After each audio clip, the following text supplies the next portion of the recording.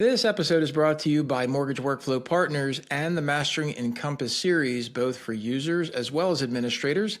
You can find out all the information about it over at masterengencompass.com. Also, if you'd like to check out what we're doing on YouTube, go ahead and subscribe to the channel using the @MasteringEncompass handle.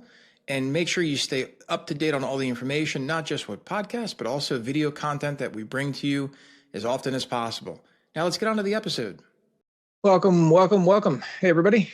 Larry Bailey here, Mortgage Workflow Partners. It's 4 o'clock on a Tuesday, and we are going to continue our 12-part series.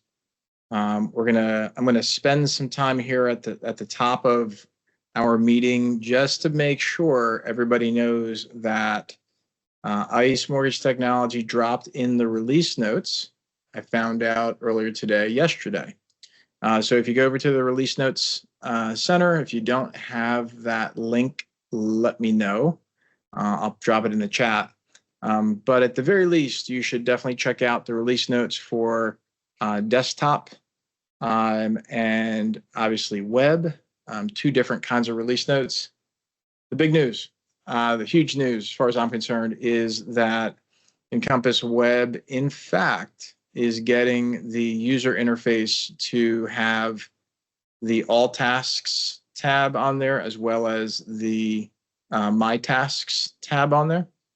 So if you haven't, if you're not a geek like me and you don't think that's a big deal, let me tell you what's a big deal.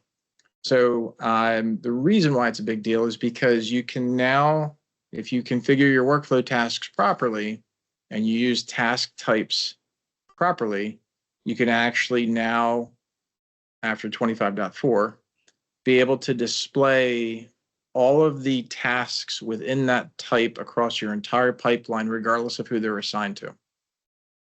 So it's a big deal. It's a really big deal.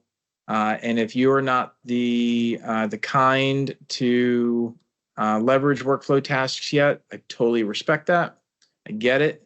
But I'm going to reinforce, as I do with all of my admin coachees, all the people that I coach through the Mastering Encompass admin coaching and certification course. You've got to show the value to your teams of what workflow tasks are all about. And so that's a big deal. If you need some really good examples of this, go find a checklist in your workflow, make it a workflow task list, whether it's parent with subtasks or just a bunch of main tasks. Another good example is go around and see who's running a spreadsheet to keep track of their loans for what things are outstanding. Or instead of having to build an order outs input form that people have to go into the loan file to see what's going on, just make workflow tasks off that sucker. So if you need any other ideas, go ahead and ask in the community, and we'll kind of go from there. So I think we've got a good quorum. I'm going to go ahead and share screen. Yeah. So today is September 23rd, according to my calendar. And that means that we are going to talk about disclosure dynamics, compliance, and CD workflow. The last 2 weeks have been kind of packed because it's been about underwriting and secondary. This is kind of blasé with disclosure, but I'm going to tell you why it's, of course, the biggest thing in any workflow is getting the disclosures correct and what we can do about it. And what I'm going to do about it in my fictitious mortgage company. That's what this whole 12-part series has been about. Right. So if you haven't checked out these other recordings, you'll find them in the resource center. Just go ahead and look for the titles. Check them out. You can also search through the transcripts for anything you're looking for, that kind of a thing. So today's going to be all about disclosure dynamics. It sounds fancy. And it is, honestly. When it comes to disclosures, believe it or not, there are many different ways companies interpret how disclosures are needed. Show of hands, please. Who was in the mortgage business prior to 2015? There's 27 people on here besides me. So I'm going to guess. I'm going for at least 15. All right, so that's 10, got 11, 13. Come on, don't leave me like an Eagles game. All right, good. I got over 15. Yeah. I don't know if anybody watched the Eagles game, but there's a lot of people who lost money because the Eagles blocked a field goal and then ran it into the end zone and blew the spread. Leave it to the Eagles to make people lose money. So the reason why I ask about pre-2015 is because that was when TRID came on and the government came out and said, hey, you know what? You really don't need to over disclose to people like the way we've been doing since we've been able to generate disclosures in a computer. I know I'm going to really sound old here, but back in the day, disclosures were done on and I'm in the Northeast, so it was Rochford printers who had that. And the disclosures were a white copy, yellow copy. You go out to a borrower's home because no one would give you any information over the phone because they don't trust you. They don't know you. You're over the phone. You go to their house. I was one of those people. And you'd literally handwrite disclosures, press down hard enough on a hard, flat surface, and you'd leave the borrower with a bunch of yellows that they would probably summarily throw out maybe. And you come back to the office with the whites. Those are your initial disclosures. As far as redisclosing, that happened every so often, typically only if your lender required it or if you were a bigger bank and you had that kind of a workflow. Lisa, Jessica, Debbie, let me know if you have your hand up or if you have a question or if it's just up from the ask. Where am I headed with this? Where I'm headed with this is that when you go through and you are working through a file, we know that we can leverage Encompass Web for initial disclosures, right? So if I wanted to come in here and I wanted to automatically send out initial disclosures or even pre-application disclosures, I can leverage workflow rules. I can send that out. Whether I track that or not, remember that in Encompass Desktop, in case you forget, in disclosure tracking, this is what gets tracked in the disclosure tracking tool. Everything up here. So in this case, I've got 21 things that are getting tracked. Please don't ever track Proforma CD or Proforma CD alt. These things should not be tracked in disclosure tracking history. I leave it there just to remind you that to not track it. But the idea is we send these suckers out, right, to borrowers to be disclosed. We can use workflow rules, that kind of a thing. When you go through in my company, my biggest pet peeve is sending out disclosures to borrowers when I don't need to. This is where companies kind of go in a million different branches. Check with your policy, obviously. Check with your compliance team, obviously.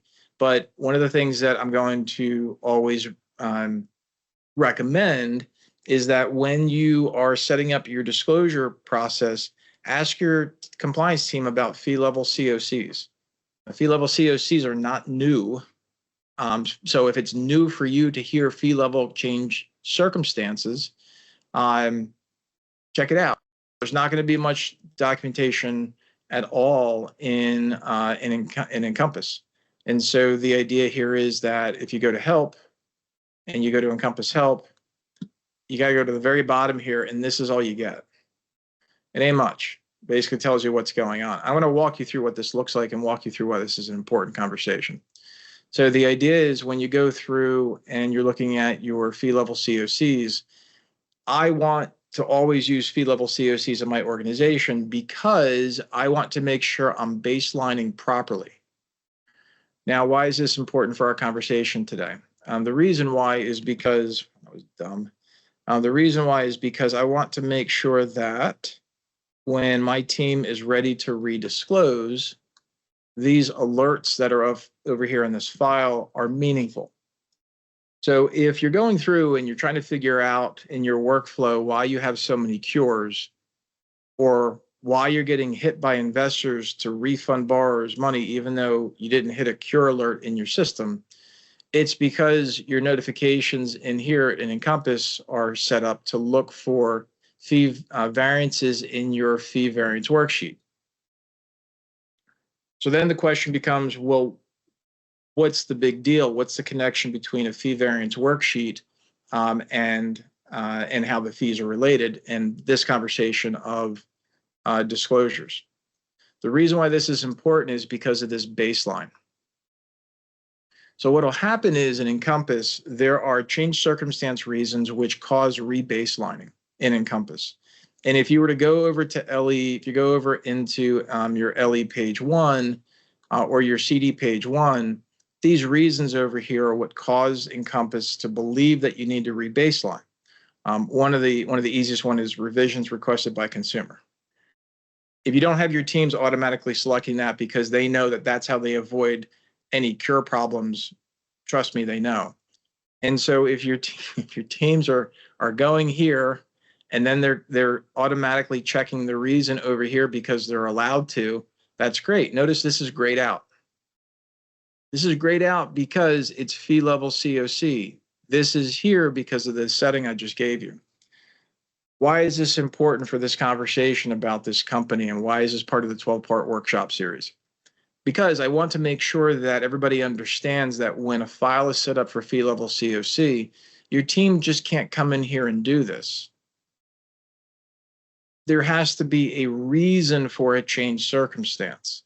And so the reason for the change circumstance is done by the native alerts. So when you look in your Encompass system, you need to make sure these alerts are set up properly, so that when you go into the alerts and you go into change the circumstance alerts in here, you're going to get read disclosure, closing disclosure, read disclosure LE for change circumstance.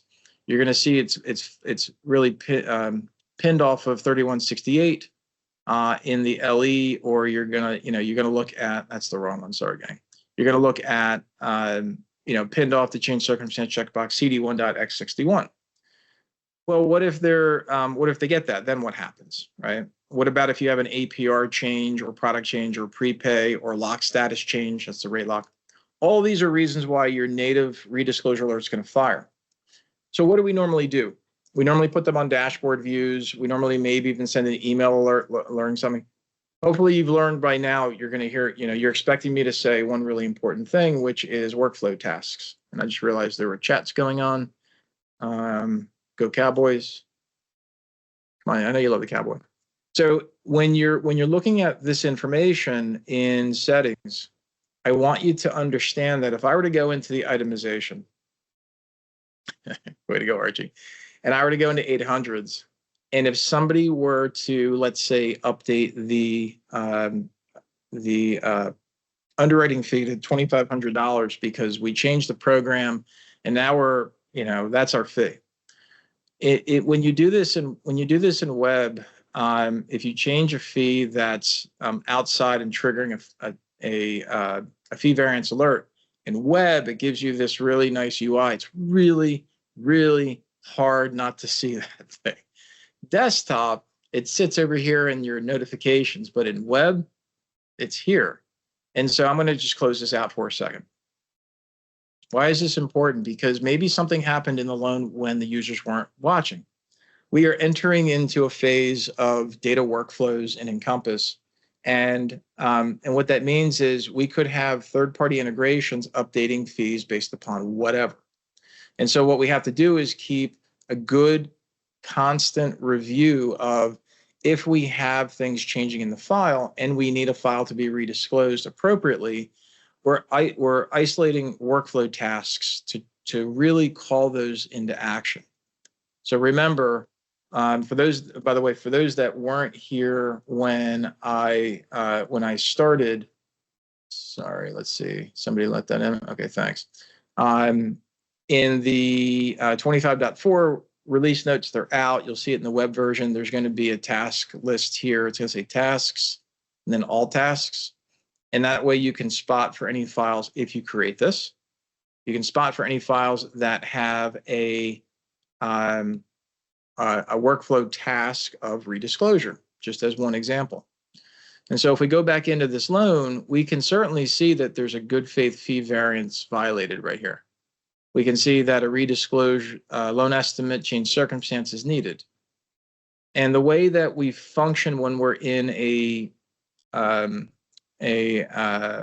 setting where we're doing fee level COCs, you can see here we have a category where we cannot increase. Initially, it was $770. Thank you. We can see that we've got that now. It was disclosed at $770. It's now $2,500 $2,400. So we've got a problem. We got a $2,480 variance, which cannot increase. So then the reason is where we select this. This is a big change. And this is the way that I'm always going to recommend that teams are leveraging fee level COCs, because these are the ones that we want. Normally, if we go to LE, right, if we go over to our LE page 1, we would normally do a lookup here, and we had a change in loan amount, click OK, and that's going to update here. That's going to then, if we send out the disclosures on that, what we didn't do is we didn't come over into the fee level COC. So if I go back to that, it's going to give you this compliance alert. Again, totally annoying on purpose. And so if we come back over into the good faith fee variance, we can see that there's the changes in here. The reason is not dropped down. So this is a complete change in workflow. And the reason why I call this out again is because you don't have to be on web. I'm just showing web because it's just easier to display what it looks like, because I know a lot of people haven't seen this. If we go over into desktop, I'll close out of here and go into that file in desktop just so you can maybe be more familiar with your surroundings. So if we go over into desktop, what we're going to see in here is, again, the good faith fee variance violated. We're going to see the same exact experience in that we saw on web. We're going to see that this fee underwriting fee was changed. We have the reason. We can do a lookup here for what we just saw on the LE page 1. If we click OK, it's still defaulted. And if we want to apply this change to an LE or CD, this is the way that we do that. Okay, and then we can go send out our change circumstance. So a couple takeaways on this out of the get-go. Number one is I definitely encourage you to review changed fee level COCs to update your change circumstances. I also want you to make sure that you are spending the time with your compliance team to go into your change circumstance setup and making sure that you don't have blanks like me. This is not good. Every single description should have a CFPB reason for why that changed circumstance exists. And then, of course, depending on how you have your user interface set up, if you go over into LE1 or CD1, if you want to map the comments to your change circumstance reason, up to you. Feel free. Do what's good for you. All the while, though, I'm telling you that if you rely upon these alerts exclusively, or if you've got a dashboard, which is what a lot of folks will do, we'll set up dashboards. It's what I've been doing for many years. So the disclosure team knows if they've got to send out initial disclosures or COC LEs or ICDs or COC CDs, it's a dashboard. The progression on that is workflow tasks. And so if you have any questions about how that works, or you want to get any support on that, just hit me up in the community and I'll be glad to walk you through how that happens. Because ultimately, not only do we have to worry about those files have to be done, but obviously you've got a disclosure due date. You also might have a prioritization of that based upon if it's a COC, a revised COC CD, a COC CD, and we've got to make a closing if it's whatever 4:18 Eastern. And if your team member leaves at 5 and they've got time to do 1 or 2 more, and there's a stack of 20 in there, you've got to be able to offer prioritization of the work. And if you didn't know this, let me be the first to tell you, when you go and you use workflow tasks, which is what I'm always advocating for, within the task template, let's just pretend this is revised COC, revised CD. You can set the prioritization based upon conditions, 10 being the highest priority, 1 being the lowest priority. So that when you go into here, if your team is actively working in a pipeline view of tasks, if you set up their task pipeline view of prioritization, just like you see here, like there is no priority, it's done on a standard view. But if we go and we're looking at priorities of 10 first, because that's the highest priority, I'm going to do this thing first and take care of it. So anybody has any questions, go ahead and throw it in the Q&A or the chat. I'd be glad to go through it. So that brings us kind of up to that. I'm working the loan. I brought the loan in. I sent out my initial disclosures. I used workflow rules to send out the initial disclosures, or one-click automation, or true lights out automation for initial disclosures. That's cool. I've got workflow tasks firing for me within the flow. So as we come back here, all this work is being done, and now I'm brought up to the ICD, right? So we're working up to October 21st in here. But before we get to that mark, we've got to make sure that we understand how the file is going to be ready for that initial closing disclosure. Some companies are sending out the ICD early in the process with using COC CDs if the rate is locked. Other companies are waiting till they're closer. Whatever the case is, what I'm going to, again, recommend is set up within your workflow. I'm going to use schedulers to count down the number of days, either from initial disclosure, depending if I'm going that timeline, or prior to estimated closing, or borrower estimated closing, to making sure I'm hitting my ICD dates. You can also set up a straight up workflow task to remind your folks to send out that ICD based upon any number of variables. But this is why workflow tasks are really important. Like in this entire 12-part series, I'm focusing everything on native technology, not a single plugin, no outside interference from base Encompass, because I know I can do everything within here. So as I'm looking at the ICD, when I go into a file, I'll go back into desktop, because again, I think most people are used to seeing it. What I'm watching for in my disclosure tracking tool, what I'm watching for in a fever pitch is this CD received and what date is that? Yes, there's an earliest closing date here. I get that. And that's calculated based upon the most recent information that's there. What this date is not counting on is something that's empty. Now, it'll recalculate based upon CD sent date. But again, if this is empty, it really doesn't, there's no way for me to know what's going on. So I'm always encouraging through workflows that your companies are set up to making sure you're watching the most recent CD receive date, whether it's the first one or a revised, making sure that you've got that aligned properly with your overall workflow so that you're not scrambling, and your teams are made fully aware of when those were received by the borrower. For those companies that are using outside POS platforms to interact with the borrower, where you're not dealing with Consumer Connect or Encompass directly, you're dealing with a third-party platform to get to Encompass. Just be mindful of how this data is transferred back and at what timed event, if it's not immediate, for that. I'm taking a peek over. I don't see any more chats or questions. So as we go through, some other things that are important to think about in my company. I went over this today again in admin coaching. Part of what I want my teams to think about are sending out notifications prior with X number of days prior to closing to make them prepared for closing. So I'm buying a house myself. The closing's on October 15th.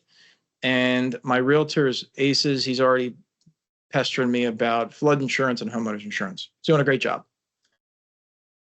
But what if I forget?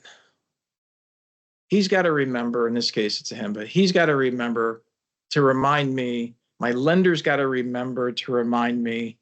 I don't know what they're using for reminders, but I'm going to always say, leverage schedulers to make sure that you are going to send that notification to your team if that, in my case, the homeowner's insurance policy is not received in the e-folder and the flood's not received in the e-folder. I'm also tracking down with workflow tasks. So when you think about what you can leverage with web, not only am I using scheduler to count down closer to closing, I'm also leveraging workflow tasks with parent and children tasks, so that if I've got something like a title review where I've got to perform that, or I've got something like a pre-closing review or I've got other things that I know my team has to happen in different departments simultaneously. All of that depends upon when the actual closing is going to happen, typically. Sometimes it's a forward-facing workflow, but a lot of times it's X days prior to the closing where we need to make sure that work is done. This is where a lot of companies get themselves into some waste. If the title review was already done because it's just a weirdo file and it was done well before it was required to, do you want the tasks to fire? And the answer would be no, right? If we already have, in my case, if we already have the homeowners in the E folder and the flood insurance in the E folder, do I need to set a task to go fetch? No. Should I have set a task for that when the file went to processing? Maybe.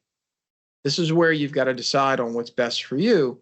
And when it gets into getting this file ready for closing in the ICD and the CD workflow, a lot of this is going to be impactful for getting that file ready for closing, because we know that when that file gets ready for closing, we need to make sure that our itemization is updated with all of our, hopefully, close to real numbers.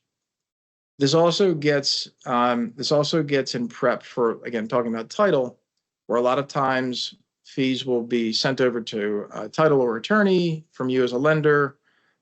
They'll want to, you want to receive their fees, and you're going to update your section 1100 or 13s with the title charges or any other fees that are involved.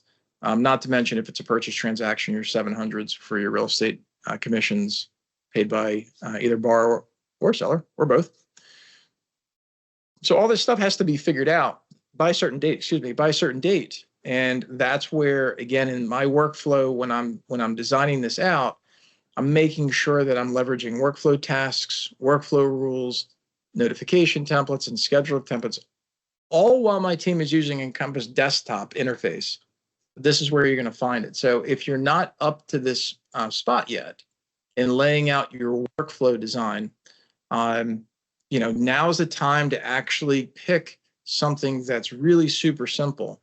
If the volume gods smile on us and we start to pick up, workflow is going to be everything. Sean, you asked for an example of a parent-child task. Sure, we'll show it right here. So review title would be an example of a task that's set. When do we set it? Up to you. What's your SLA to get that task complete? Up to you. You see how the task type is blank? I got to fix that in time for 25.4. But the idea is down below is where you get your subtasks. And you've got some choices to make in here. The first choice you got to make is, do you want to autocomplete the parent task when all the tasks are finished? That's a choice. But ultimately, each one of these tasks that you go in here and manage have something built in, right? You've got your type ID and your description, obviously, and is it something that needs to be done, or is it just informational? Is the completion required or optional? You always create this task when the main task is created. Remember, this is a sub. And then when you get into task workspaces, what's the layout for this sub? In this particular example, we identified a loan information input form on the left and the title report e-folder doc on the right. It kind of gives you this information here.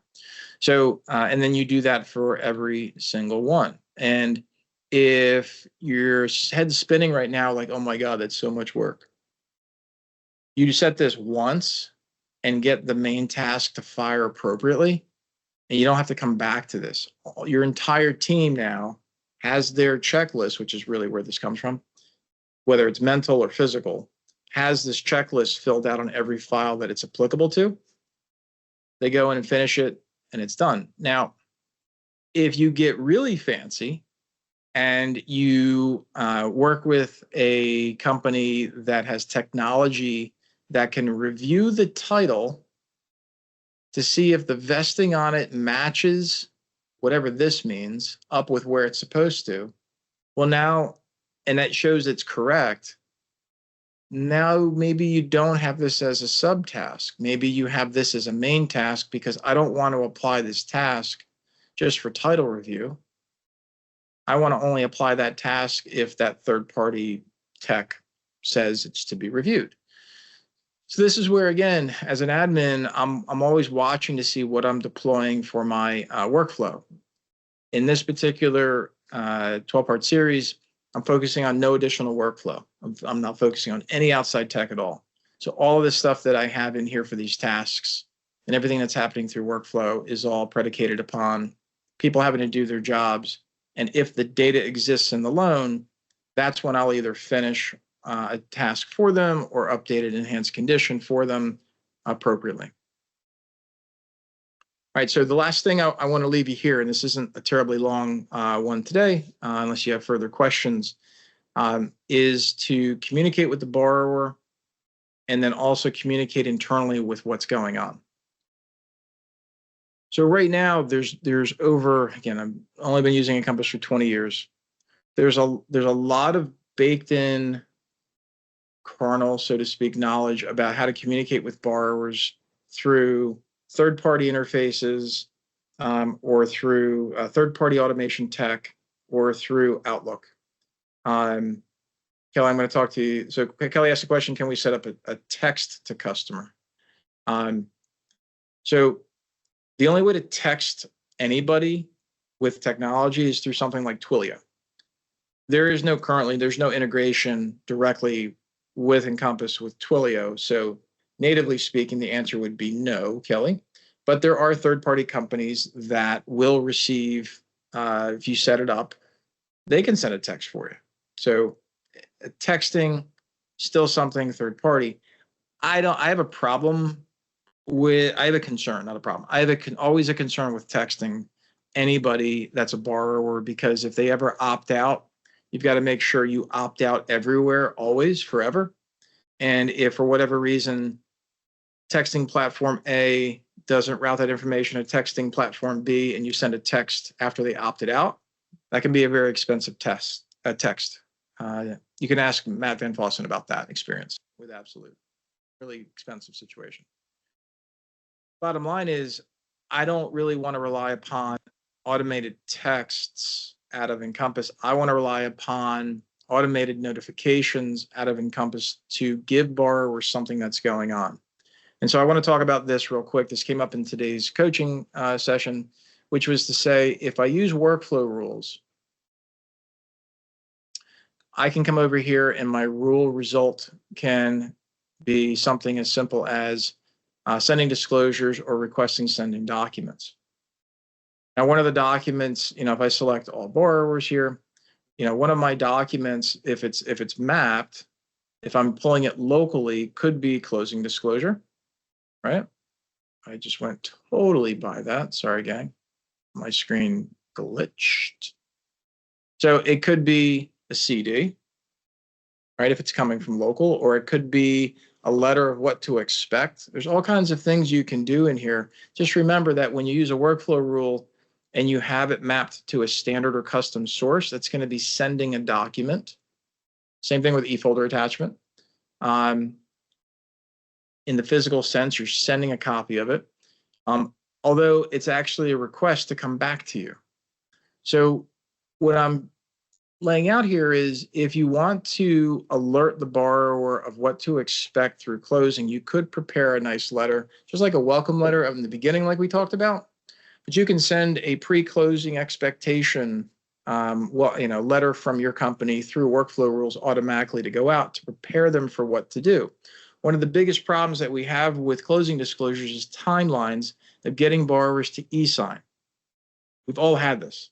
And so Kelly wants to text, because Kelly, this is a real problem. If we send out disclosures via email, and that's the only thing we do, there is something less than, there's your percentage of borrowers who will not respond to just email versus if we send them a text to go look for the email to go e-sign. I get that, and I respect that. That's typically the reason why. Tell me if I'm wrong, Kelly. In the meantime, you can also educate the borrower as you go. And so one of the things that I've really focused on here is leveraging workflow rules to send out or request out documents automatically based upon action. Yeah, the LOs are always asking for that because, whatever. Personally, what I would say to the LO is, hey, listen, you're gonna also get an email that it's been sent because we can send that notification. If you've got a borrower that is needs that extra sense of reminder, here's an opportunity for you to stay connected with your borrower. Please give them a text. You've got their number. So we've got this like pre-closing workflow, but then what ends up happening a lot of times is when we go to send out this request, remember that it goes out with the notification templates in desktop. So let me share a little hack that I've shared with others that's really worked well. So what we're talking about right now is in the eFolder setup notification templates. Every time you use a workflow rule, you're going to do a request and send document template. Assuming it's this one, let me show you what I'm talking about. This custom field is how you make this entire form specific to your needs, whether it's for pre-closing or just to say hi or a post-closing thing that you need from the borrower. You can predetermine what this field is.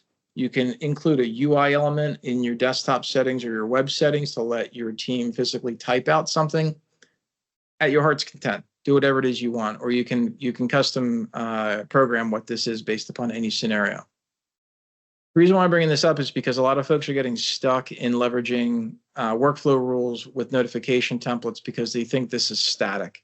You're used to using HTML where a human can select a subject line that's meaningful for whatever it is that you're doing. And notification templates, they come here and you try to create a new workflow template for, let's just pick the one I already have, and notice borrowers is not there. And it gets really confusing. So the reason why it's not there is because it's already been created. The reason why you can only have one for one is because you've got workflow rules that are happening with no human interface. There's no human interaction here. So it's got to be programmatically unique. So therefore, it will work reliably. And so what I'm leaving you with here at the end of our suggestions is leverage a custom field, whether you create the custom message in there programmatically through a custom field calc, or you have your team go ahead and enter a custom message before they click or update some field somewhere to get that workflow rule to go out to deliver those documents to the borrower as a request. All that's possible. I'm going to end this call today with something that most people never start with, which is documenting your workflow. I can tell you that we just kicked off an enormous project. It's the biggest one we've ever been on. We're helping a client move from the correspondent business from Blue Sage into Encompass. When I say there are probably 60 people on that project between the client, mortgage workflow partner, and ICE Mortgage Technology, I'm not exaggerating. It's probably more. One of the things that is our job as mortgage workflow partners is to map out the entire workflow from beginning to end, which includes for our topic today. This idea of going through and understanding what the compliance workflow is, in there is, and how the CDs work and how we're prepping to get ready for that final pass on our next event, is critically important to have everything mapped out into a workflow document, whether you use Lucidchart, we happen to use Visio because it's part of our Office subscription and it's fairly robust. You got to map this out. And so if you don't do anything, like if you don't do any workflow documentation over here because you just don't have the time or whatever, at least do your documentation, your disclosure workflow. Map out your initial pre-application fees worksheet if you use one, to your initial disclosures, to your LECOCs, ultimately as we get into ready for our ICD to roll out and any COCCDs to roll out. All of this is really important. And along the way, again, you want to make sure that what you're disclosing is not going to create any potential compliance problems. And so I see your question, Sonia, so I'll address that one second. So when you go through, if you've not designed your Encompass in your compliance review setup, if you've not designed this to automatically run previews in desktop, this guy right here, you know, like a lot of people have this enabled and they're running reviews. If you're not automatically running previews, I get that, and you're relying upon your team to do it, I get that. Good news for you. When you go to run web, yes, I want to exit, thanks. When you go into your desktop E folder, if you go run web document flows, now, if you're a super, you see it like what's on my screen, but if you haven't gone into your personas to enable this, your team members won't. When you use this, a preview is automatically run from Maven. You got a data validation workflow that's running, and you have a compliance workflow that's running before you even get to be able to generate disclosures. So if you're struggling as an organization, if you're struggling with making sure that the team members are actively using Maven to preview, it's to run a preview to make sure that what you're about to disclose is not going to create any issues, seriously consider moving to WebDoc workflows. Keep in mind, you've got two prerequisites for this, three maybe. First one is you got to use one-time passcode. So if you do not have one-time passcode set up, you got to do that. The second thing is you have to make sure that you have everything set up for web settings, which includes for sender configuration and your notification templates area of web. But then just like you saw me do on desktop, you have to configure your notification templates in desktop, because this uses notification templates from your desktop settings. This over here uses HTML settings from your desktop settings. Very, very different, very, very different outcomes. And then, you know, as you go through and you figure out your written workflow, hopefully you can come to a single place so that when we get into next week's, or not next week, pardon me, in 2 weeks, when we get into the next one of final pass and getting that processing set up in the underwriting CTC, we're going to talk about how that works. Part of that conversation is disclosure review. Part of it, okay? Sonia, you said you're using fee level COC. What workflow setup would you recommend for a reminder to the user to select a reason? The early signing date does not update if selected when APR. Early signing date does not update if not properly selected. So yeah. So let me reproduce what you're talking about. So if we go over to do in here, what you're saying is if users select the reason of change of APR. So you know, the APR is not the reason for the change. There's usually a fee that change, and what's the reason for the fee change. So in terms of when you look at your choices, right? So if I go back to disclosure tracking over here, I'm sorry, change circumstance setup over here. If I look at these reasons that I can use, you'll notice you're saying change in APR for CD only, which is what I'm assuming you're talking about. And if you're saying that you're selecting that and you're sending that to the borrower and it's not resetting the clock, I can't give you any compliance advice naturally. But what it sounds like is if your earliest closing date is not changing, then it sounds like ICE's compliance team considers that change of circumstance to be something that does not reset the closing clock, or Encompass is just broke. Either way, I would encourage you to set up a case with the Encompass compliance team. Obviously, give them your loan GUID that this has happened in, show them clearly what you've done in terms of steps, and ask them to respond in writing. Because you are paying Encompass for compliance advice, part of the reps and warrants. But you need to be really clear if you're ever doing one of these, which I've done many over the years. Be super, super clear about the steps you've taken to produce the outcome that you're reporting. Make sure you get the loan GUID as it's happening. And for God's sake, if you can't use a live loan because it's already gone and this is more of an after the thing, recreate that in a test loan and then leave it at that spot so the ICE engineers and compliance team can review it. And I'm sure they will, and they'll tell you what's going on. Two of the best teams in Encompass, prior Ellie Mae, now Ice Mortgage Technology, but two of the best teams in Encompass support I've always found are the docs team and the compliance team. But you got to give them exact information, screenshots, walkthroughs. I've done videos. And if you believe that Maven, this is what usually happens. Somebody in compliance is like, Maven's wrong. And I'm like, great, what's a citation for the regulation that you're using for the basis of that opinion? And they're like, well, I just know it's wrong. I'm like, well, I just do anything with that. Got to give me a citation, man. Because that's what ICE is going to do. They're going to, they're going to go to the citation, the regulation, and pull it back. And then what are you going to do? All regs is a good resource for that. If you don't have all regs, I'm sure there's others. ChatGPT is probably just as good these days. I hope today's been helpful for you. And again, I do want to, reinforce, if I could not keep doing that, that's so annoying. I do want to reinforce where we're traveling here. And if you have any questions about any of this stuff on how to do it and how to make it meaningful or impactful, please let me know. That's what we're doing this for. Does anyone have any final questions, thoughts? All ties together, gang. I know this is not super sexy stuff, but it's all part of it because I've seen time and time again where companies continue to lose money in the compliance workflow because of cures.